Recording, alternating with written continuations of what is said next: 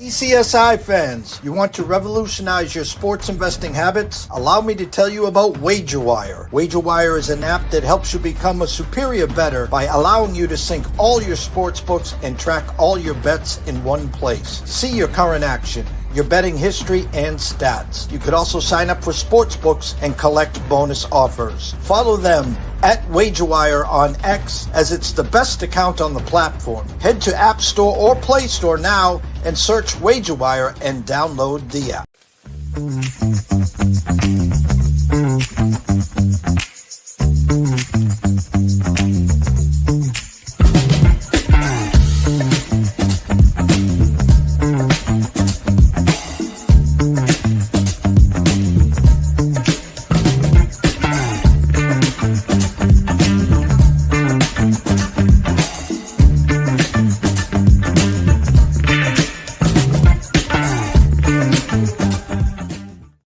Good afternoon, sports fans from all around the globe. I am the host, Jeff Dawson, East Coast Sports Investors. That time of the week, good friend and colleague, Mr. Ron Marmolevsky. Go follow him on X at ronacesports. The best in the business, as I always do when I'm writing up my descriptions for podcasts and everything, I always say, no one, and I mean this, no one talks NCAA and NFL like Ron. We're blessed to have him. I think for year 4 now, Ron. I think that's our 4th year here. So blessed to have you here. Blessed to talk some pigskin with you. But first and foremost, a shout out to our proud sponsors and partnerships. It's WagerWire. Head on over to Google Play. Download the app. It is free. Travis, Zach, Guy, myself, Amber, Holly, Carol, Bucks, Alan, Matt. The list is endless. Come on board. Come join us. Let's wrap up 2025 together and make 2026 epic. And of course, as you saw the commercial, AtlantaSteaksAndSeafood.com. Terry Smith does wonders over there. Steaks, seafood, appetizers, chops, wines. He's got it all. 4 subscription plans as well. Just set it and forget it. Do like I do. Every 30 days, a box of protein right at your front door. The only thing you'll need is a spare propane tank. So without further ado, let's bring him on. Mr. Ron Marmolevsky. Good afternoon, Ron. Oh, nice to be back with you. So much to talk about. Not enough time to talk about everything. Shout out to my wife, who brought me this beautiful smoothie to help me out during the show as we continue to talk football and the closing stretch. Going to be fun. Yes, I saw Oregon State to boot, the Beavers football. Thoughts on them this year? I don't expect you. The expectations weren't high. They've shown some flashes, a little life, right? Okay, the PG version, right? They were dealt the death penalty at the beginning of the year because now the recruits they brought in just are of such a low level that it's a whole different situation. The coaching staff was overmatched. They showed what the returning talent could be like these last few games, a little bit of signs of life, like you said. They're playing decently in terms of defending the pass. They're making a fewer mistakes in terms of the offense and the defense. Hankerson will have a shot at an NFL roster. He's their running back. They're not getting mileage out of their quarterback. They actually have a really good wide receiver in Walker. So there are parts that are competitive versus the lower level teams on their schedule.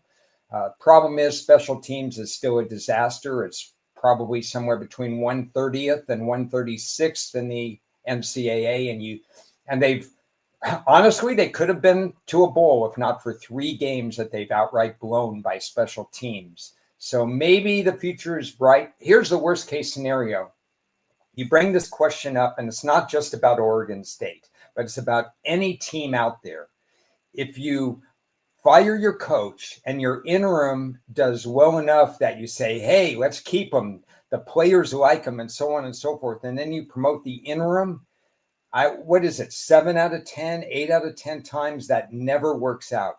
Worst case scenario for the Beavers is they win a couple of more games, they promote him, they get him cheap because they don't have as much money as they used to have, and they stay a mediocre program. They don't make the splash hire.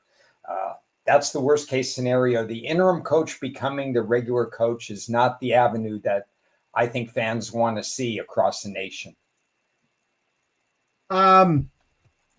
You talk about that, and it's funny because earlier today, Matt Grissom comes on at Grissom on X, NCAA Insiders, diehard Arkansas Razorback fan. They go out and fire their coach, so they bring in someone familiar, very, Bobby Petrino obviously knows Arkansas football and actually got the locker room together, played some competitive games, all as dogs. And it's the same thing, as I said earlier. The definition of insanity is doing the same thing over and over and expecting different results.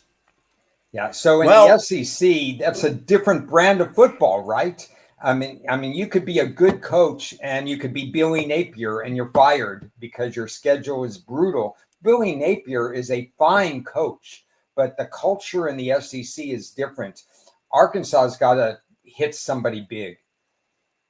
And with all these moving parts, as you talked about, there's some big names out there now looking for work, trying to position themselves, sometimes firing your coach early makes it maybe better to open up the communication, because I know Ron Marmolewski's available where if I let this guy limp home, someone else might get in your ear. So there are some benefits, right? If the season's going the wrong way, you were unsure coming into the year, and you start 1-5, 1-6, locker room's disaster, it's time to cut bait and call up Urban Meyer, call up Nick Saban, shoot your shot. Yeah. Oh, yeah. You can get a really good head start and negotiate behind the scenes when you don't have a coach. In the NCAA, especially, NFL, not so much. But in the NCAA, you could definitely go ahead and start the ball rolling, get a hotshot assistant, get somebody that is in play with 3, 4, 5, 6 other teams, but be the first in line to try to get somebody there. And the recruitment periods and retention of your own players, it's so different in this day and age that you want to get your coach hired faster but you don't want to make a mistake. So if you wait to the end of the year and you make a mistake because you're rushing the head coaching process, maybe that's a detriment. Well, the first showcase of the Final 12 popped up on Tuesday, and for someone like myself that has YouTube, I didn't see it. I don't care. I can find another way. That's for another show there, Ron. I talked to you backstage. I talked to some people prior. I thought they might do the okie dokie, put Indiana 1 and Ohio State 2. I was wrong. Top 4, Ohio State, Indiana, A&M, Alabama. Alabama 7-1, winners of 7 in a row. Would get the bye, obviously, if the playoffs were starting today. Lost the first game to Florida State and has looked great. Ty Simpson has really done well there. Not the Bama teams that we've known in the past with that amazing defense as well. Coach DeBoer, really, they were coming out of the woodwork after game 1. Get rid of him. He's not the right guy. Thoughts on Alabama, where they sit today, Ron? Yeah, I mean, this is more about inciting or exciting the fan base than do we really care what the ratings are now with 4 more games for most of these teams, plus a championship game in most of these. Alabama could be in the SEC championship. So it's too early to get excited. But to be honest, the SEC doesn't have, in my opinion, the best teams in football right now. We have Indiana second, Ohio State first, and those two are pretty clear right now. And they've done nothing. Ohio State's defense is nothing short of amazing, and Indiana's offense has been nothing short of amazing. And Oregon is lingering. That bad loss to Indiana looks a little bit better when Indiana is blowing out everybody else. So it makes sense that Alabama is the leader more or less in the SEC. Georgia's been beatable. I think their culture gets them wins, but Georgia hasn't performed all to expectations. We're waiting to see what A&M is all about, and we still have some games to figure out what A&M is all about. So I'm not really getting worked up about these ratings. I even miss the ratings show like you. I'm not even know what all the ratings are. I'm kind of more interested in the group of 5 ratings than anything else because I think that's going to be a down to the wire race. Number 3, A&M 8-0. I guess everyone I talk to, everyone that I do shows with, not impressed, and we're just waiting for someone to pick them off. Are you feeling that way, or do you think they haven't lost? They've gone on the road, they played at home. Thoughts on the Aggies? Yeah, they had a very easy schedule. They stayed home the first 6 weeks of the year, so we couldn't really judge where they were. What did they do? They lost to Vanderbilt, I think it was, and it was a good game. It was a close game, and since then, no, and that's the game. They struggled against Auburn, but you're talking about especially Auburn. Auburn's an outstanding defensive team, so they dealt with the fact that they played easy opponents, and now they're going to play more difficult opponents, especially offensively minded A&M. So I don't think we know everything we need to know about Missouri yet. I do know that their running back Hardy has not been used as much as he was earlier in the year, but he's potential NFL talent, and they need to use him, especially with the young quarterback there now. I like their coaching staff, so I like both coaching staffs, A&M and Missouri's. So it's going to be interesting. Missouri after A&M will host Mississippi State. Probably a good spot because Mississippi State will have just played Georgia, and there may be a letdown situation. Then add another really good team, Oklahoma. And then the Arkansas game just depends on their morale. If they lost a couple of times, then they're out of it. They're going to let down against Arkansas. If not, they're going to score a lot of points against Arkansas. So we're going to find out a lot this week and a lot when they play Oklahoma. The top 2, what does Ron's projections have? Neutral field, Ohio State versus Indiana. What's your number? Well, boy, the gap is closed there. I would make Ohio State about 3. And Okay. nobody else is within 8, to be honest. I mean, Ohio State has just done everything that's expected of them offensively. They have incredible run pass balance. Defensively, it's hard to score against them. And then you have this Indiana team that's just their one hiccup was against a very good and a very tough place to play, and that was at Iowa. And that was a close game. And it's interesting that Oregon will play at Iowa this week, and we're going to get a judge of where Oregon stands, knowing that Indiana had a little bit of a tough time there. But right now it would be Ohio State by 3 over Indiana. And I saw some books put out a number just to show everyone. They have it at 3.5, so you're right there on that. The bottom 6, Oregon, Ole Miss, BYU, Texas Tech, Notre Dame, Oklahoma. Virginia rolls out at number 12. Winners of 7 in a row, 8-1. Oklahoma, great bounce back spot last week. Not easy to go into Tennessee and win there. Notre Dame at BC on Saturday. I was there. 29.5-point favorites. They were just chewing their food. They knew they could win this game at some point. And then let's just hand it off to Mr. Love, Jeremiah Love, that is, and break one off for 94, 96 yards, kind of to give him some breathing room. Yeah, so Notre Dame is dangerous. I think they have the potential to be that 3rd best team in the country. Last year they lost early, and then they ran the table and got almost, they got to the title game. And this year they played 2 very tough opponents early, lost close, and now they're showing what they can do. We saw a little bit of a kicking problem, Jeff, last week. One guy missed an extra point. They brought in another guy. He missed an extra point. Their regular kicker missed a field goal. Those are the things they have to clean up if they're going to go against the big boys. They can play with their food, like you say, right now, but they left a lot of points on the table, and they're going to, if they have to make a decision between going for a field goal or going for 4th and 5, 4th and 6, 4th and 7, which doesn't always work out in college, especially against better defensive teams, they don't want to make that decision. They want to know that they have some confidence in their field goal kicker. That's the danger. And I think of you in special teams, and I always think of you. And we had the Notre Dame team total, I think last week was over 41 and a half. It was DOA, but I see a miss extra point, and I'm just like, yep, I'm thinking of Ron the whole time there. Looking at the bottom, 13 on Texas, Louisville, Vanderbilt, Diego and company. Tough loss last week. Georgia Tech loses to NC State. Now, this is where I was talking backstage. Last year in the ACC, last game of the regular season, Miami double-digit favorites at Syracuse. Just winning, you're in. And they had a 2-touchdown lead, and then I think the final score was 42-40. Syracuse comes all the way back.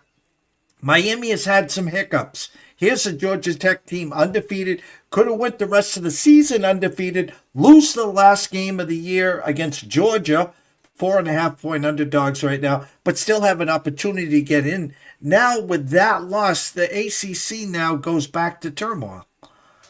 One bid league right now because the love for Miami of Florida, they may not even get into the ACC title game, and that will be held against them. In the argument that we were starting to talk about with the Notre Dame Miami of Florida, if Miami of Florida is not in the ACC title game, it levels the playing field against an independent Notre Dame who's not in the playing field, and Notre Dame's playing better ball regardless of the special teams.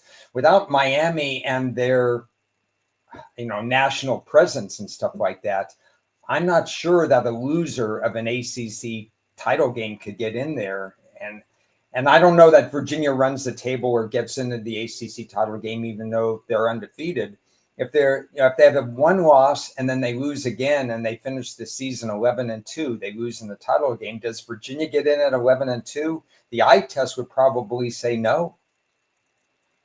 No, and I agree. And then there's that chicken and the egg where if the final spot is Miami or Notre Dame, and the Miami fans are, well, we beat you opening day, and it's the Notre Dame fans that say, hey, we've won 10 in a row here. I know exactly who they put in. They put in Notre Dame. They travel better than Miami. I don't care you beat them in the first game. It's not how you start. It's usually how you finish, Ron.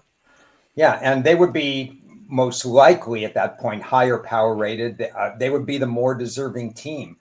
When everything is absolutely equal, I strongly agree that you should use head to head as a tipping point.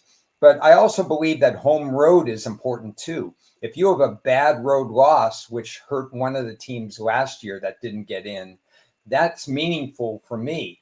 A bad home loss or something like that. But I think Miami of Florida, they were home, if I remember correctly, to Notre Dame. They were. And they won by 3 points. I know they were an underdog, but that doesn't matter or whatever. I thought Miami was in a great spot with Notre Dame's roster construction. That was a good win for me. But that win for Miami to win by 3 at home, that doesn't necessarily mean that they were better. It was just a Notre Dame team in transition.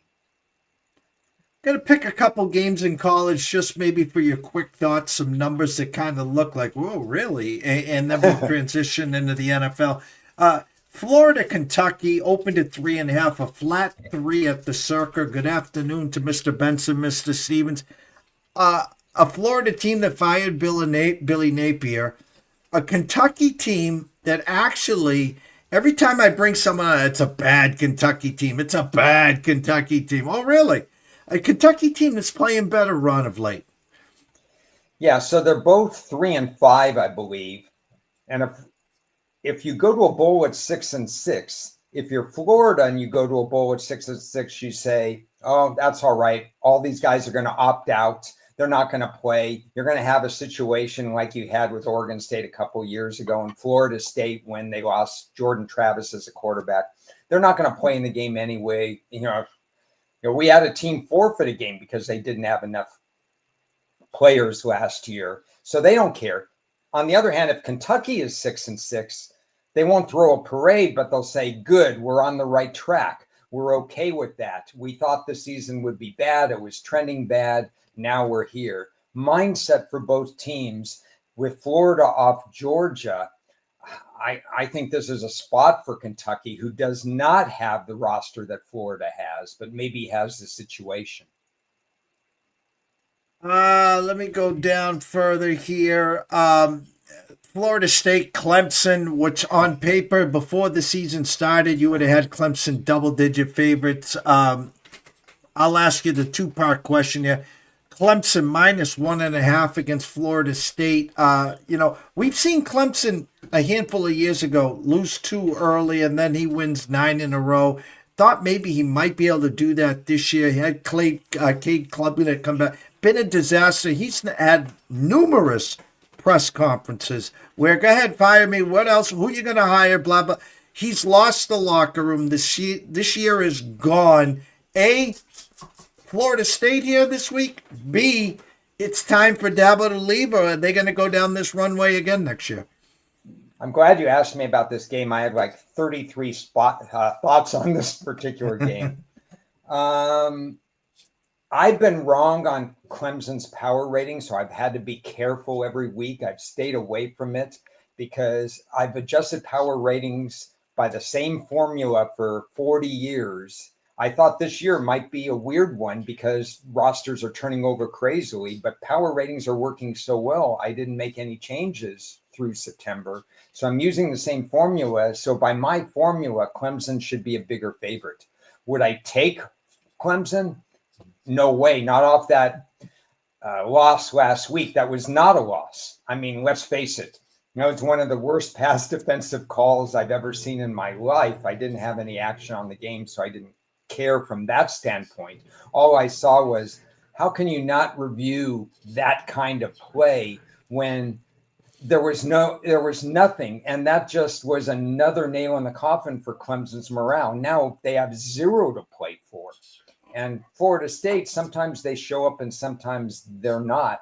So from the standpoint of the game, I would probably take Florida State if it was a fair line, but according to my power ratings, it's not. So I stay away.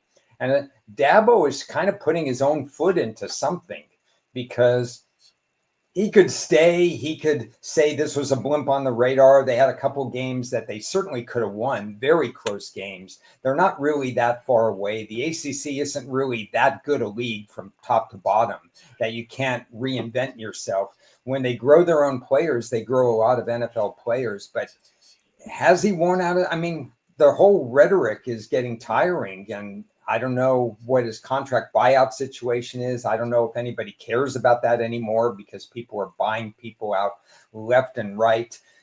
And the thing I really wanted to say about this game is think back to the Jordan Travis injury and stuff like that. Clemson and Florida State said, this league is garbage. We want out of the league. We want to go to the Big Ten. We want to go to the SEC. We're so much better than the other teams in this league. Now look at them. They're not. Great point there. I love it.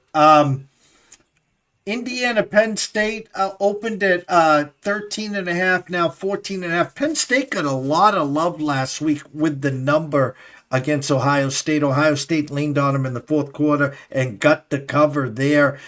Here home, this Indiana State, we had their team total over last Saturday. 20 at halftime, and boy, it came out in the third quarter, and it was lights out. Put up, I think, a 55 burger. We know what this coach will do when he has the opportunity. Yet, we're looking at a 2-touchdown favorite here. Yeah, it's a tough one because it's still, I know the results haven't been there, but it's a hard place to play at Penn State. They're just a dynamite home team normally. And they have the athletes that if they suddenly put it together for one game, it could be one of those Indiana at Iowa situation. You're trying too hard, you're pressing. And part of me thinks that Indiana could be trying too hard and pressing. We've got the ratings out. Now they got the press clippings. I don't think this is a good spot for Indiana, but I also know that Penn State has some real offensive concerns that could hurt them as well. The other thing for Indiana is they came away from that game last week with 4 injuries. One of the really good receivers, Surratt, is day-to-day.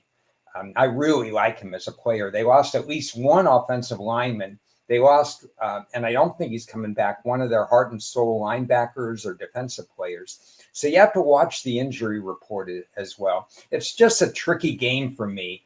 I like feel-good stories like Indiana from a program that didn't really care.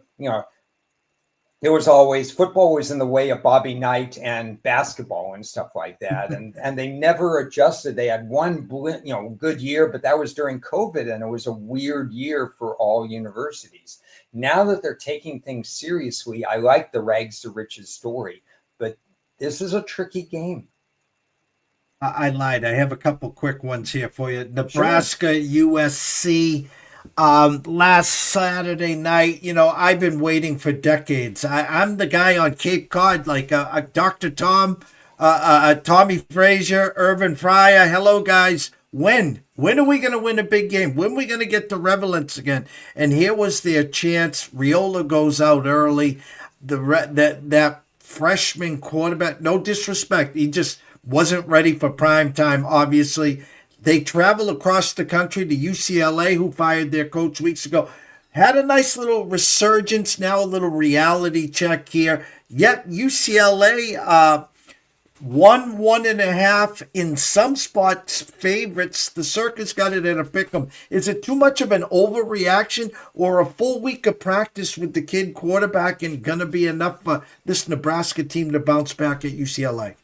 Yeah, fascinating game. Nebraska was my biggest position last week, and when Raiola, I didn't see the game because, well, that's a different story why I didn't see the game. But I will say that when I heard Raiola went down, I said, "Oh my goodness!" I mean, they were going to win that game. They were going to win that game by margin. The USC quarterback was 11 of 30. I mean, he was awful. 9 of 27. He did not complete even close to 50% of his passes. Nebraska's got a really good defense and a really good running back. And that's what they have to rely upon going cross country. They have to forget about that, get back, in the saddle. Their dreams of a 12-team playoff are gone. Mm-hmm. As if it was going to be but this was a team that was primed to win these kinds of games. So there is going to be a bit of a letdown factor. My first reaction was, oh no, UCLA is going to take care of them. The Nebraska quarterback played 1.5 quarters or whatever, and he threw for 7 yards. So they're going to take care of them. But if I look at it a little more closely, I still favor UCLA in this game. I think they're getting a little bit disrespected by the fact that the odds have shifted back in favor of Nebraska. But there is a path to Nebraska winning. I will say that if they run their workhorse running back 25 times like they hope they do, and if they take UCLA out of the run game, which they may not be able to do, but if they force UCLA to pass, we know this is a very good Nebraska pass defense. But you're right, the cross-country trip, the realization that they don't have Raiola, it's not a good spot for them. SEC, LSU, Alabama.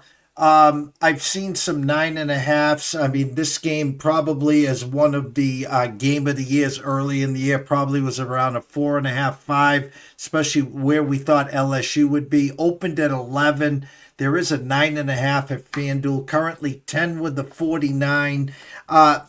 Ty Simpson, Alabama at home is a different animal than they are on the road. Brian Kelly, I don't know what to say. Listen, it was great. It was a great run.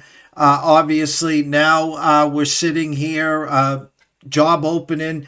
I'd hire Joe Brady. That's me. I would see if he could find another Joe Burrow out there, but that's for another show. But they cover the double digits, Ron? Historically, there's no edge in the spread. Historically, it's the first thing I would do is look away from this game and not even try to handicap it. It's a tough league, SEC. Everybody knows everything about it. I personally say, do I have an edge or do I not have an edge? And I don't feel like I have an edge here. We've gotten a lot of interim coach bumps at times. That first game without your coach and Brian Kelly's gone and stuff like that. And I'm not sure all the players really liked Brian Kelly. And I'm not sure all the coaches really liked Brian Kelly because he can be really hard on people. So you may get that bump in this game. And I think that's why I would have power rated this line 11.5. So you're getting a discount if you like Alabama, but I understand it because it's a spot for LSU. But the other thing I'd have to say is that you want to have run pass balance. You want to beat Alabama by running the ball. It's not the greatest run defense. You alluded it to earlier that it's not the Alabama defense we're used to seeing. It depends on what you think about Nussmeier because he was one of the Heisman Trophy favorites at the beginning of the year. So what happened?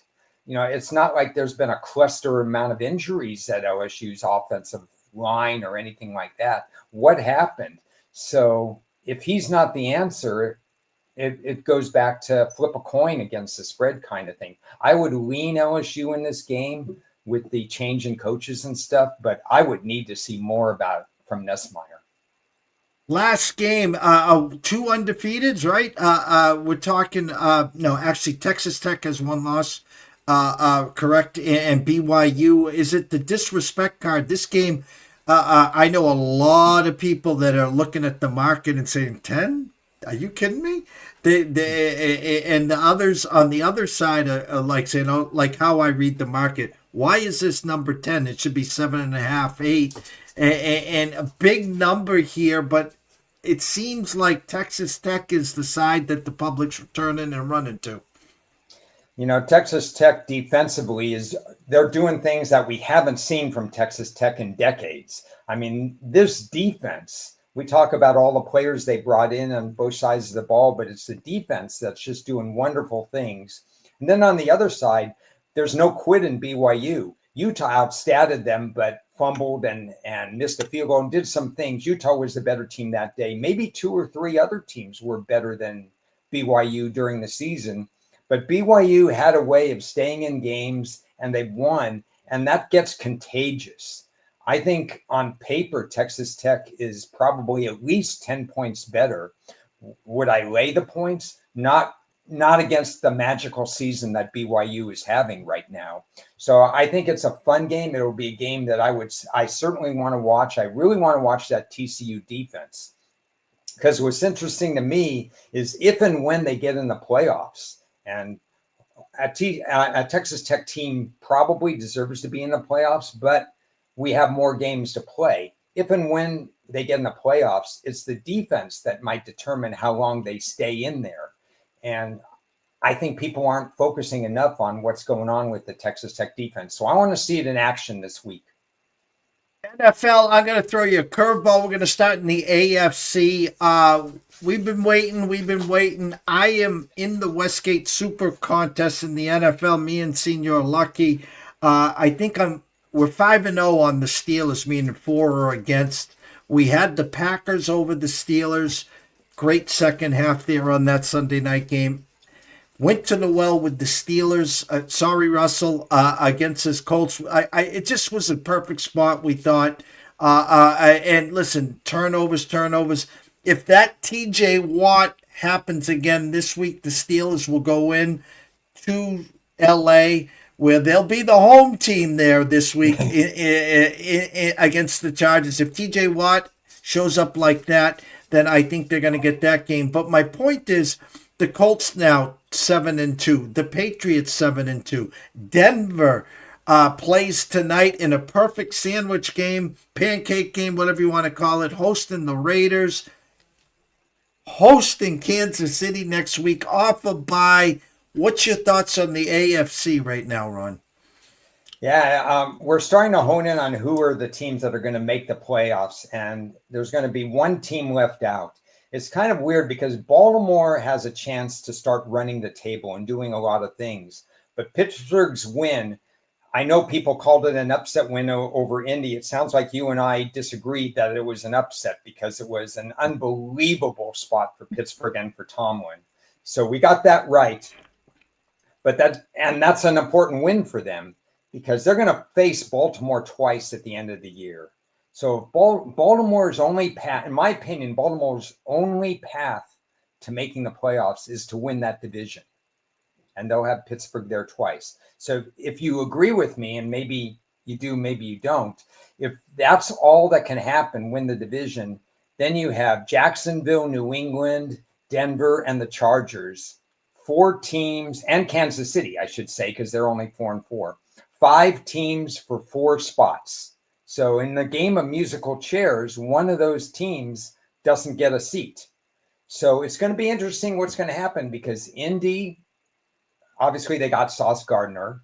The Jags made a move and they got the very reliable Jacoby Myers. Denver, the Chargers. I mean, the Chargers could be the odd man out, but not because of coaching. It's just because they keep losing players to injury. They hope Penning. We haven't talked about this much. Of all the trades a couple of days ago, Trevor Penning, the former first-round draft pick from the New Orleans Saints, he started 6 games this year. He's been used at tackle. He's been used at guard. He's underperformed, but he's needed in Los Angeles with the Chargers. What if he elevates his game? My thoughts on the race, other than Buffalo and other than Indianapolis, this thing is up for grabs. One team's going to be left out. And again, if the playoffs were to start today, the Chiefs would be left out. Yeah. So again, like the Ravens, they got to get on a run. Ravens 4.5 point favorites at Minnesota. Minnesota shocks the world. Wins in Detroit last week. The return of J.J. McCarthy. I like the Ravens in that spot. We'll get to that in a minute. I think the odd man out this year, and I was wrong in the pre-flop in the preseason, I think it is the Chargers. I think Alt out for the season. They got problems on the right tackle side, too. They got a lot of injuries. Omari and Hampton probably still in a walk-in boot. The list is endless here.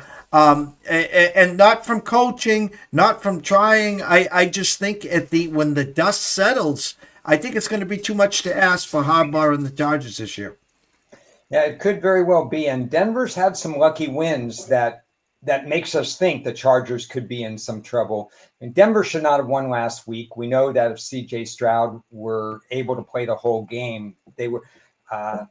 I think they would have scored more than the 15 points. We wouldn't have had that 18-15 kind of final. So it was a good spot. Denver's catching some breaks this year, and they're statistically they're outstanding, but they're winning not by margin. They're just barely going by like some teams before. You know, Kansas City, I should mention, they're my highest power rated team still, even with the loss to Buffalo.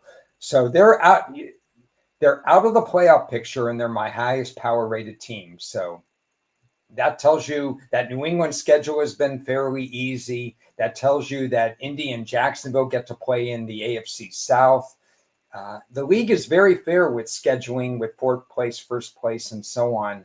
We'll see. Kansas City's going to have to take the bye week and get healthy, and then start winning every single game they can. Well, I'll take this from the Ron playbook. Kansas City 3-point favorites next week in Denver, the look-ahead line, and I'm going to steal this from Ron. They will have the rest advantage, even though the fact is that Denver will play tonight, so Denver will have a couple extra days to get ready, but Kansas City will be coming off the bye there.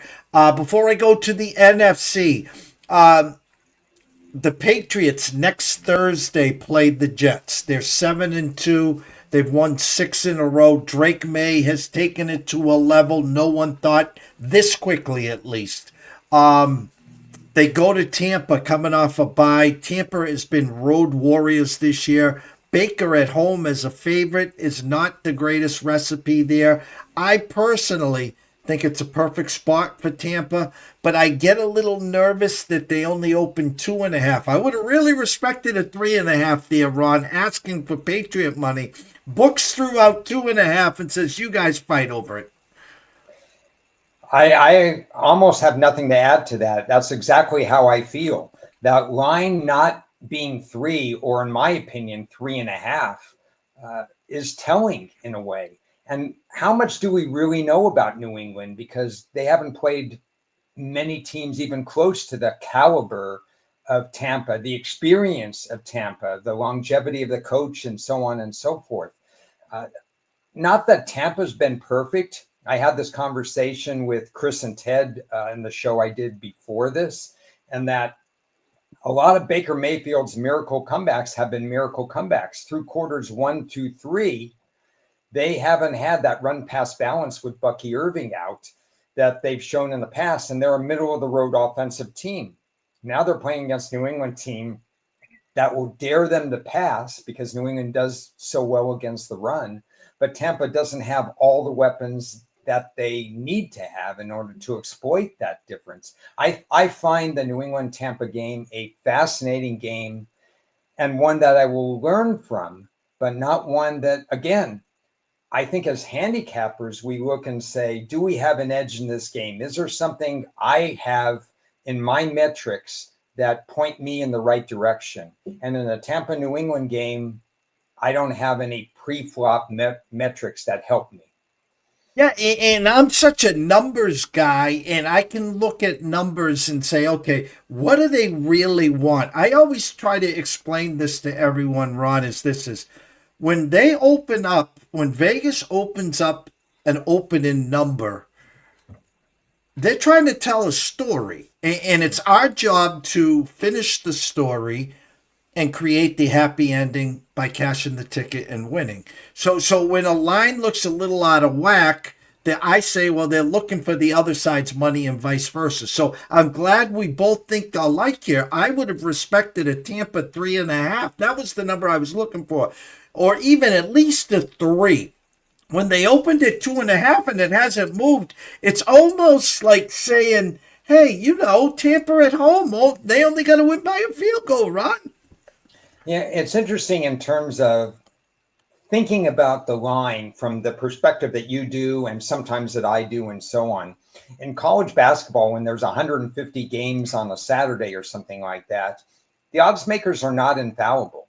They make a lot of mistakes. In college football, they make mistakes. Sometimes you see a line, it's not fishy, it's just wrong.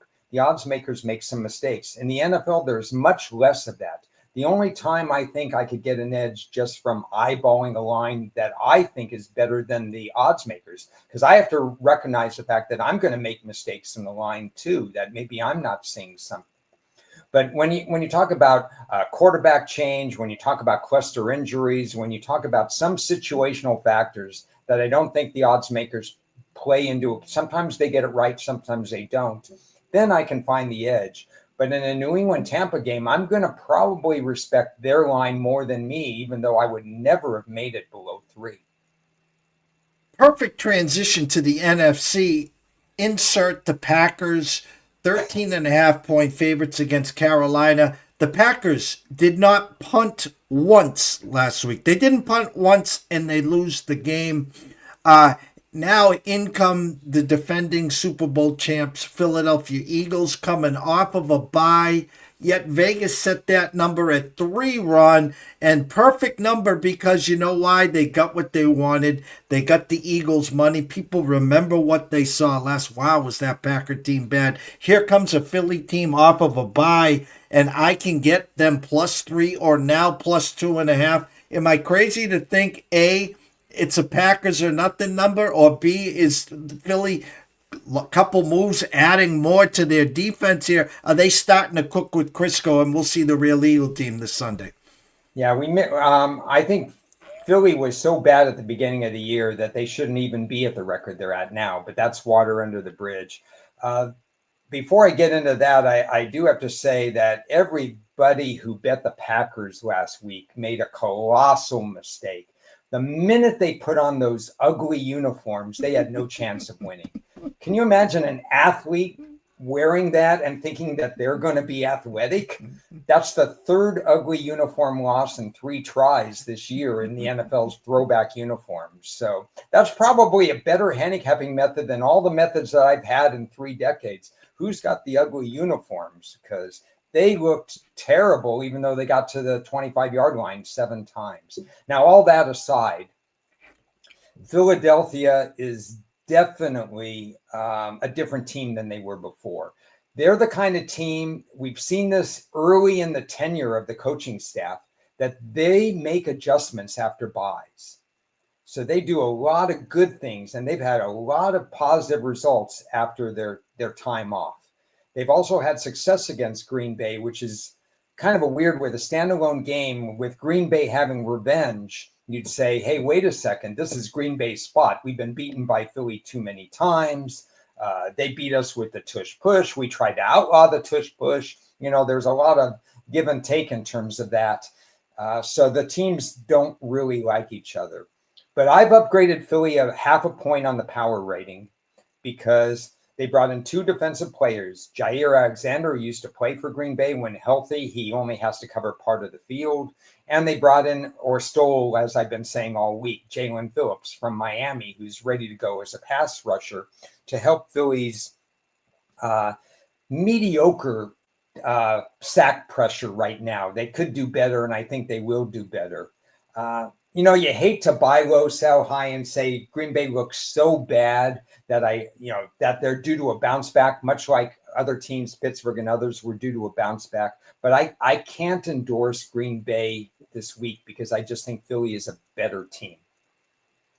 NFC, a clinic was put on Sunday night.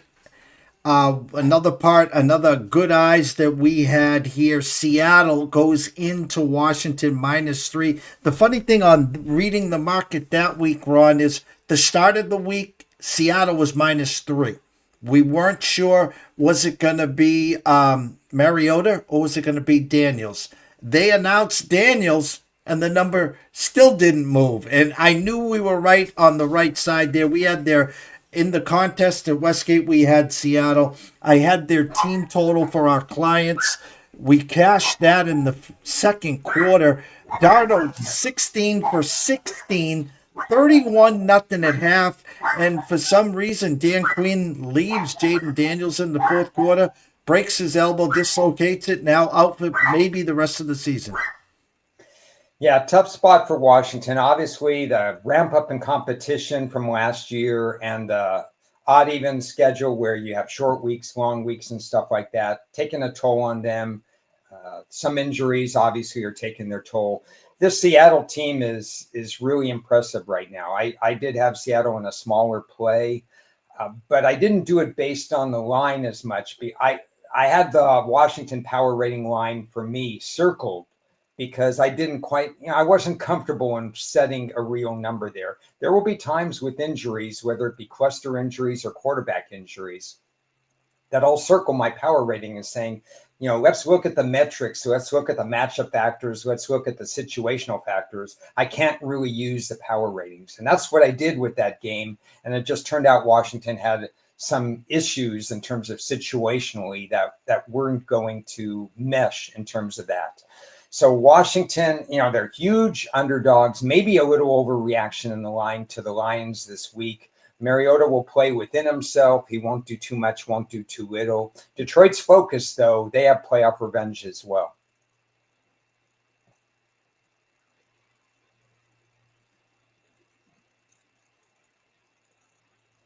There we go. The dogs were howling at something. Anyone that had the Lions last week minus the 8.5 against Minnesota now say, well, I'll get my money back. They're playing Washington. We saw what Seattle did. And, oh, by the way, Jaden Daniels didn't play. Well, you got to pay a hefty price, -8 there. So just be careful there. The Seattle team hosts Arizona, Jacoby Brissett, 6.5 there. And then next week, they travel to the Rams, and I'm shocked here. Rams are only -2.5. Is Seattle currently the second or third best team in the NFC, if not the best right now? They're all real close right now because I'm raising Philly. They're all the same. Philly, Seattle, and the Rams are dead even in my power ratings. So if you said the Rams are 2.5, so I don't know if is that a primetime game or just regular game? I thought they were keeping that regular. Let me see here. Yeah, Detroit and Philly is the Sunday night game, Ron. It's a 4:05 start. Okay. So normally I give 1.5 for home field advantage. So I would give 1.5. And it also depends on did they play already, who won that game and stuff like that. But it's kind of in line. Seattle's that good and the Rams are that good. In fact, one of the things I wrote about just for myself because I write to start the week all the time so I can get clarity myself. I said, I have the Rams. I keep raising the Rams power rating mechanically and so on. And it may still be a little low because their numbers just look so good this year. Divisional games, Arizona, Seattle, the Rams, San Francisco. We know that Seattle stayed home winning 10 games last year because they lost the divisional tiebreakers. So that Seattle Ram game and the Rams San Francisco game are going to be crazy important. Yeah, and here comes that revenge spot for the Rams. We go back to that Thursday night game, 6-point favorites. Purdy out, insert Mac Jones.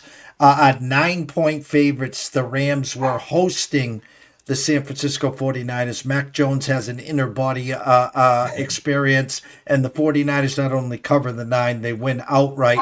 Now the Rams, 4.5-point favorites against the Niners in San Francisco. I still like the Rams. I think McVay and company. This is a road team. When these two teams meet, it's usually the road team that takes care of business, Ron. Yeah, that's true.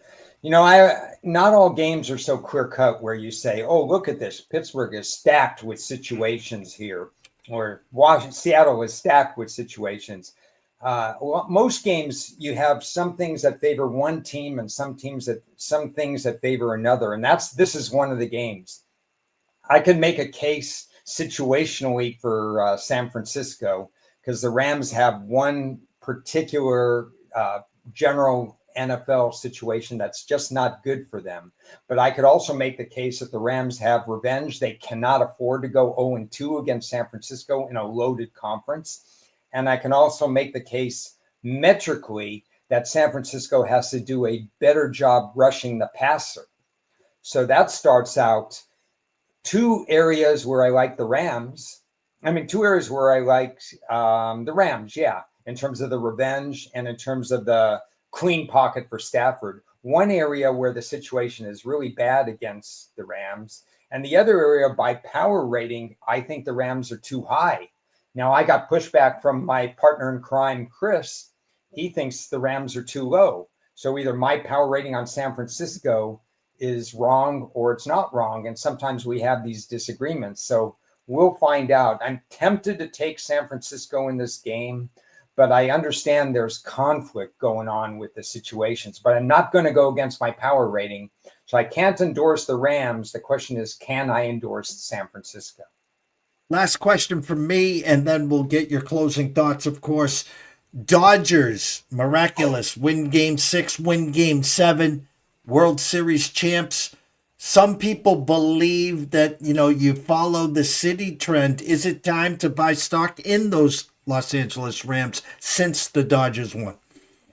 It's so funny you brought that up because with the show with my good friend Ted Sobel, who runs the Inside Blitz, and he's a reporter, and he gets inside the locker room.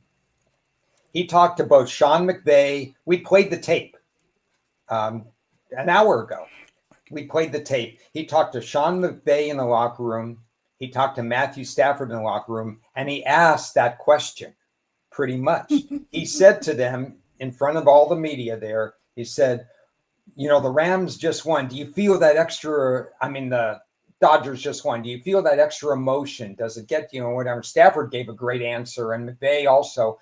They do feel the energy from that. There's no downside to the Dodgers winning that it rubs off on a team like the Rams, who are that good this year.